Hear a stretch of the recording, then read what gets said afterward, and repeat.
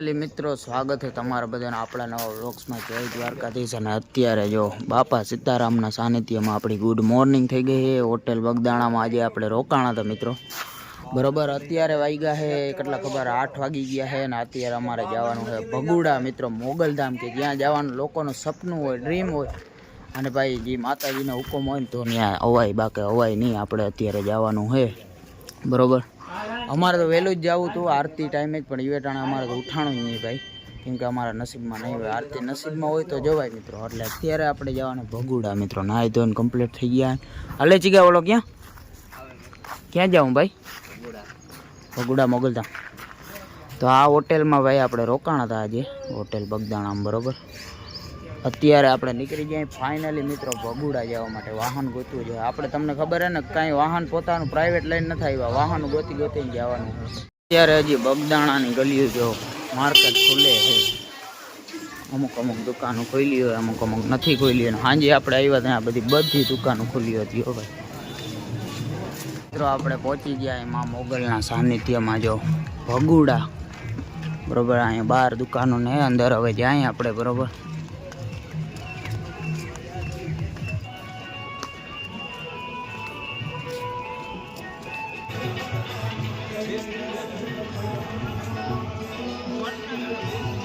भाई अँ जो मंदिर है वहाँ हमें यहाँ तो वीडियो शूटिंग नहीं मना है। अँ तमे भाई दर्शन कर लियो माँ मोगलना,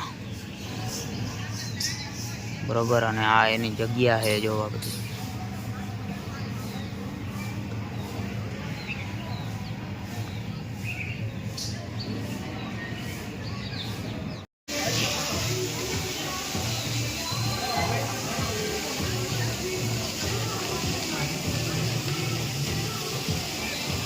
આપણે મસ્ત ભગુડા મોગલધામે દર્શન કરી લીધા મોગલ માતાજીના। અને અત્યારે આપણે હવે જવાના, અહીંથી રોડ થાય 3 કિલોમીટર જેવો થાય છે, બરાબર।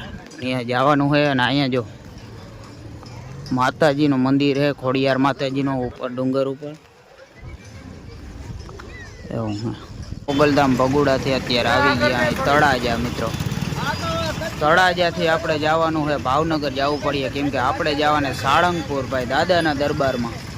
હા હે તળાજા, અહીંથી આપણે અત્યારે ને ઈકામાં જવું હોય ભાઈ, ઈકા વાળા કે ને ભરે છે અત્યારે, ભરાઈ જાય પછી જવું એવું હોય, કલે જવાના। અહીંયા કંઈક મંદિર મસ્ત છે જો તળાજા, કેવું મંદિર છે કમેન્ટમાં કહી દેજો, કેમ કે આપણે ખબર નથી। સારું હોય બધું, જોરદાર એ તળાજાના એવી રસ્તા જોતા, એવીમાં એવી રસ્તા છે તળાજાના। અહીંયા આવા આપણે ત્યાં ના હોય, અહીંયા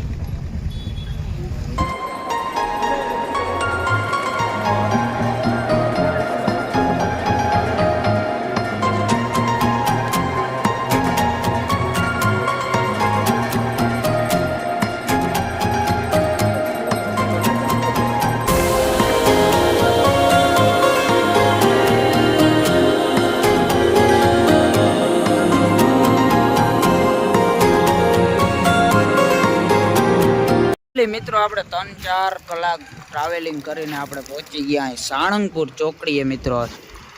આપણે જવાનું છે સાળંગપુર હનુમાન દાદાના મંદિરમાં, દાદાના દરબારમાં આપણે પહોંચી ગયા અહીં કલે જાવ। અત્યારે જો સાળંગપુર ચોકડીએથી હવે 10-15 કિલોમીટર, 10-12 કિલોમીટર થાય છે, બરોબર। સાળંગપુર આપણે ત્યાં જવાનું છે। અહીંયાથી આપણે રસ્તામાં હું જડે હવે ઈકો જડે ઈકો, બસ જડે બસ, જે જડે એ લઈ અને આપણે જવાને સાળંગપુર મિત્રો। તો તમે બધા વિડીયો જોતા રહ્યો, કેમ કે આપણે સાળંગપુરના દર્શન કરાવી દઈએ, હનુમાન દાદાના દર્શન કરાવી દઈએ ભાઈ। એમાં આજ તો શનિવાર નથી, નકર તો વધારે બેસ્ટ સારું પણ ગમે એ વાર ના હોય કંઈ દાદાના ભાઈ, આપણે ગમે ત્યાં જાઓ તમે દર્શન કરવા, બરોબર। જો સાળંગપુર ચોકડી આવી કંઈક છે, અહીંયા હોટેલ છે ધ ગ્રાન્ડ આરિયા, અહીંયાથી આપણે જવાનું છે ભાઈ।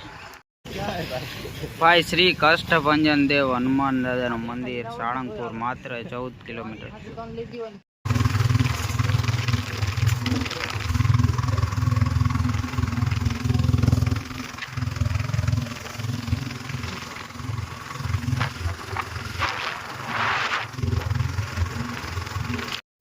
ફાઇનલી મિત્રો પહોંચી ગયા અહીંયા આપણે કષ્ટભંજન હનુમાનના મંદિર સાળંગપુર। भाई हो भाई जी बनाव्યું है ना आया बात ना पूछो भाई, एटलू जोरदार है ना भाई। ઓહો ભાઈજી બનાવ્યું છે ને, જો અહીં છે ગેટ ને આવી રીતના અંદર જવાનું. બહુ જોરદાર છે ભાઈ, જો જોરદાર. અને ભાઈ મૂર્તિ જોઈ લો હનુમાન દાદાની. ઓહો ભાઈ એક નંબર ભાઈ બનાવ્યું છે, બહુ મસ્ત છે ભાઈ. હાલો તમને અંદર બતાવું બધું.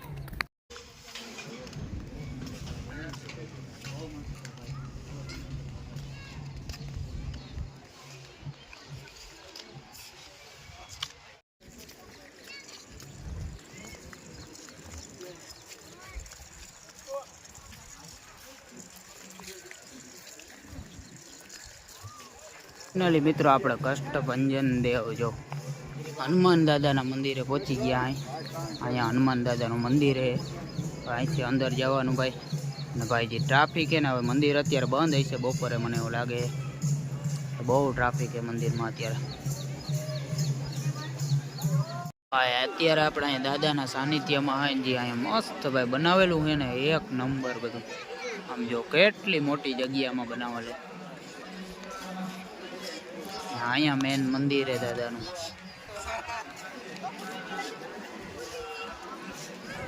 અત્યારે મંદિર છે આપણે બંધ, 3 વાગે ખુલવાને, 3 વાગી ગયા, ખુલવાની તૈયારીમાં હશે કદાચ. મંદિર ખુલે એટલે દર્શન કરી લઈ, તમે બધા કરી લ્યો. ભાઈ અહીંયા છે હરિ મંદિર જો.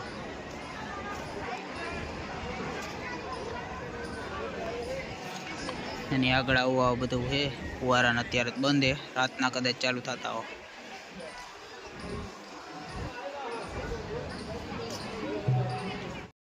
ભાઈ આ હરિ મંદિર છે, આની અંદર આવું છે જો.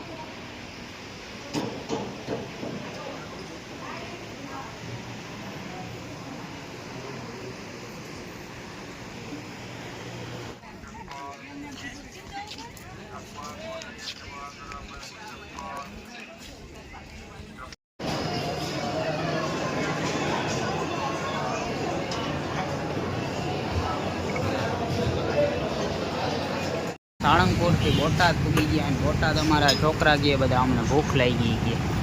અહીંયા ગયા છે હવે આવું કંઈક ખાવા જવતા. ઈડલી ને સાઉથ ઇન્ડિયન ખાવું ભાઈ, પપ ને સમોસા ને એવું નાસ્તો કરી લઈ થોડોક. અને પછી બોટાદથી મિત્રો રાજકોટની બસ પકડીને ઓન ધ વે થઈ જવા, અને કચ્છ આપણા કર્મભૂમિમાં, જન્મભૂમિમાં નહીં ભાઈ, કર્મભૂમિમાં જવાને. આ હે બોટાદ સિટી, અહીંયા હે બસ સ્ટેન્ડ આગળ. નાસ્તો આવી ગયો છે આપણો પપ, બટર પપ હે કે કયો પપ? સેજવાન પપ ભાઈ વિથ સોસિયો. અત્યારે નાસ્તો કરી લે, ઘાએ ઘા નીકળી જવાને ઓન ધ વે મિત્રો. જલ્દી નાસ્તો કરી લે. ભૂખો આ વધારે થયો તો ને ભાઈ, તું ખા તું ખા.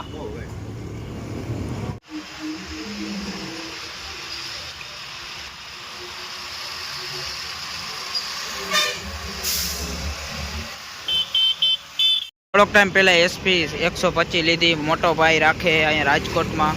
આ એ પોતે ગાડી છે ભાઈ, કલે જવા એ જ ગાડી છે. આપણે હમણાં ખર્ચો કર્યો ને જ બરોબર. આવી કંઈક ગાડી એ જોઈ લ્યો તમે લાઈવ, પછી તો કેદી જોવા જડે. લાઈવ ગાઈસ જોઈ લ્યો. અને અત્યારે આપણે અહીંયા બસ સ્ટેન્ડે અમારો ઓડો માટી છે, અમારો કાર્યો, આમાં ચીગો, એને તમે ઓળખો જ છો બધાને બરોબર. અને આ આપણી ગાડી છે, જોઈ લ્યો. એ જોવા જડીએ ખબર નહીં, કેમ કે આ વડો માટી અમારો અહીંયા રાખે આ ગાડી. અને આ બસ સ્ટેન્ડ હે રાજકોટનું. હાલો અંદર જઈને દેખાડો. ફાઇનલી પહોંચી ગયા રાજકોટ બસ સ્ટેન્ડે જો. એટલે રાજકોટ બસ સ્ટેન્ડ કંઈ ના પૂગી ગયા, પણ અંદર આવી ગયા અહીંયા આપણે. અંદર તમને દેખાડું રાજકોટનો બસ સ્ટેન્ડ મિત્રો.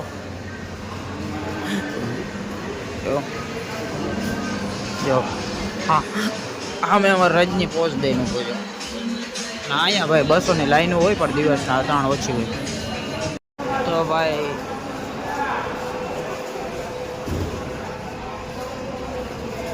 આપણી સીટ મળી ગઈ છે ફાઇનલી બસમાં મિત્રો. મસ્ત સેમી સ્લીપર હે ને. અને જો ચાર્જિંગના પ્લગ બધું છે કમ્પ્લેટ બરોબર. ઓછી ને સામે રજનીની સીટ છે, અહીંયા ચીગાની ને અહીંયા મારી સીટ. ભાઈ આપણે ફાઇનલ નીકળી ગયા મિત્રો ઓન ધ વે કચ્છ માતાના મઢ.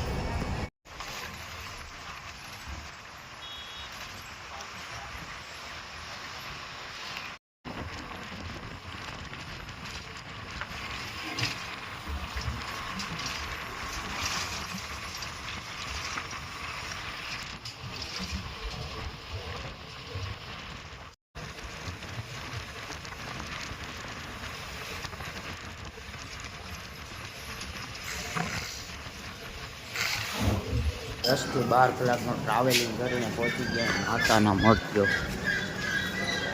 કેમ કે આપણે અહીંયા આવીને માતાના મઠ ના આવી એવું બને યાર.